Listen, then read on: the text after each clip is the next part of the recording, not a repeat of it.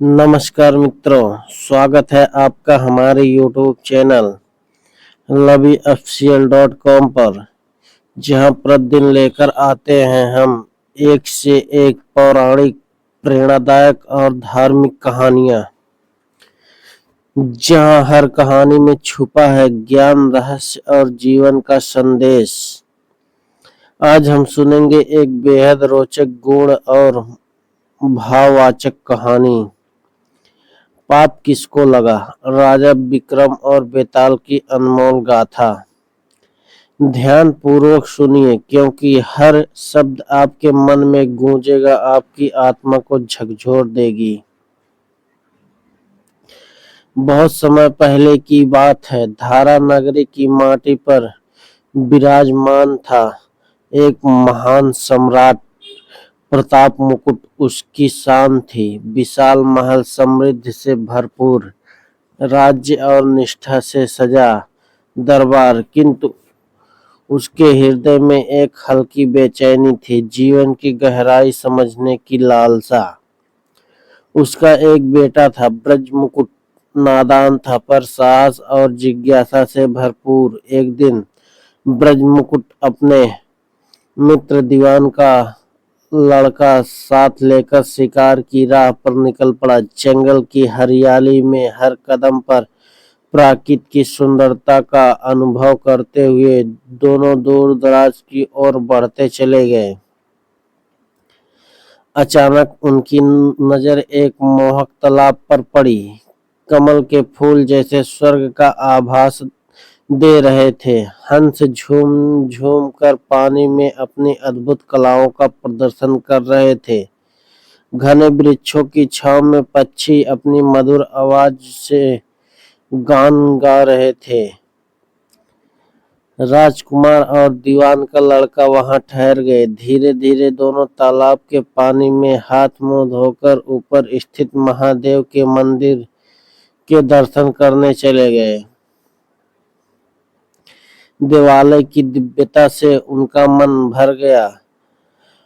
प्रभामय मंदिर में दीपों की मध्य रोशनी, शांत स्वर में गूंजती मंत्रोच्चारण, शिवलिंग पर चढ़ते पुष्प, हर एक दृश्य उनके हृदय को झंकृत कर रहा था। जब वे दर्शन पूजन करके बाहर आए तो तालाब के किनारे कुछ अद्भुत दृश्य ने उन्हें हक्का बक्का कर दिया। एक सुंदरतमय राजकुमारी पद्मावती अपने सहेलियों संग स्नान कर रही थी। उनका सौंदर्य, उनकी गरिमा, उसकी मधुरता, सब कुछ दिव्य प्रतीत हो रहा था।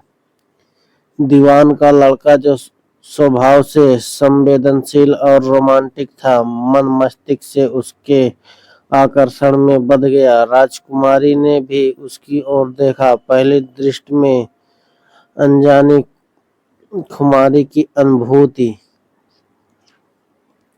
कुछ क्षणों की चुप्पी ने दोनों के दिलों की गहराई को शब्दों से परे पहुंचा दिया। फिर राजकुमारी ने संकेत स्वरूप कमल का फूल सिर से निकाला, कान में लगाया, दांत से कुतर डाला, पांव के नीचे दबाया और छाती से लगाया। यह सब संकेत थे।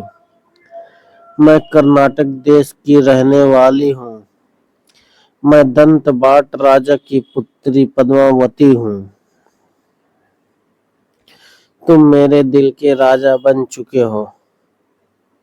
ब्रजमुकुट ने उस फूल को बड़े प्रेम से उठाया। मन मस्तिष्क हर्षोल्लास से भर गया। उसका विश्वास हुआ कि यह प्रकृति की एक दिव्य योजना है, जिसे पूरा करना उसका भाग्य है।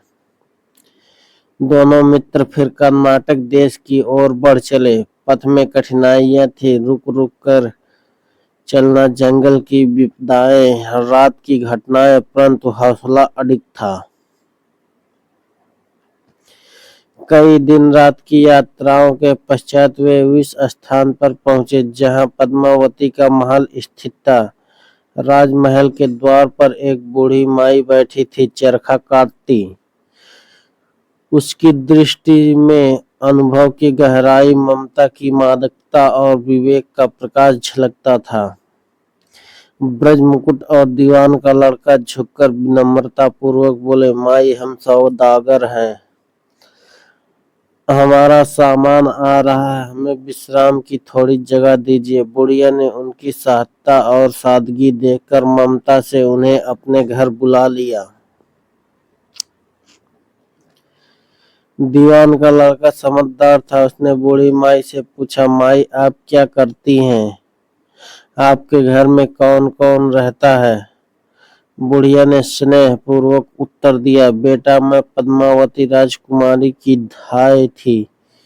राजा के दरबार में मेरा एक बेटा भी है। अब वृद्ध हो जाने के कारण मैं घर पर रहती हूँ। हर दिन एक बार राजमहल जाकर राजकुमारी से मिलती हूँ। ब्रजमुकुट ने अपनी योजनाबद्ध चतुराई से बूढ़ी माई को राजकुमारी के पास संदेश पहुंचाने को कहा। जेठ सुदी पंचमी को जो राजकुमार तालाब पर मिला था वह आज आएगा। परंतु पद्मावती ने क्रोध में चंदन की उंगलियां उसके गाल पर मारी।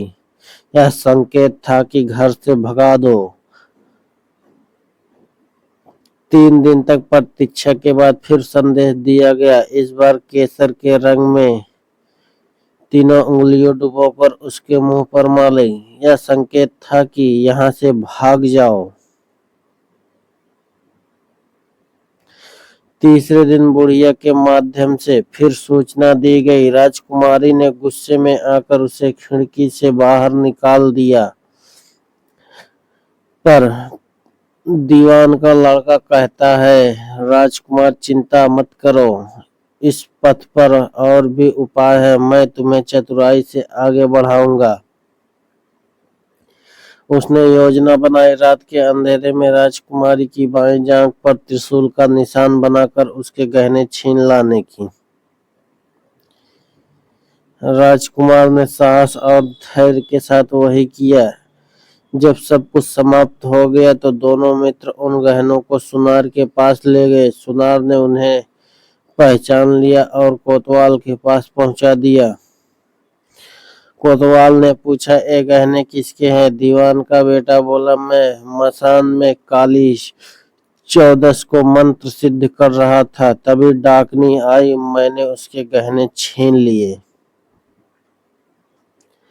राजा प्रताप मुकुट ने रानी पद्मावती की जांघ पर त्रिशूल का निशान देखा। उसके मन में भारी दुख समा गया। राजा बोले, धर्म शास्त्र के अनुसार ऐसी स्त्रियों को देश निकाल देना चाहिए। राजकुमारी पद्मावती को डोली में बिठाकर जंगल में छोड़ दिया गया। राजकुमार और दीवान का बेटा वहीं इंतजार कर रहे थे। राजकुमारी को अकेला पाकर साथ ले गए। इस प्रकार इस गूढ़ सत्य का उजागर हुआ। पाप तो राजा को लगा। बेताल बोला, अब सुनो राजन एक और कहानी। धन्यवाद मित्रों, यह कहानी कैसी लगी आप लोगों को कमेंट बॉक्स में जरूर बताएं। फिर मिलते हैं अगले गुत्थी के साथ।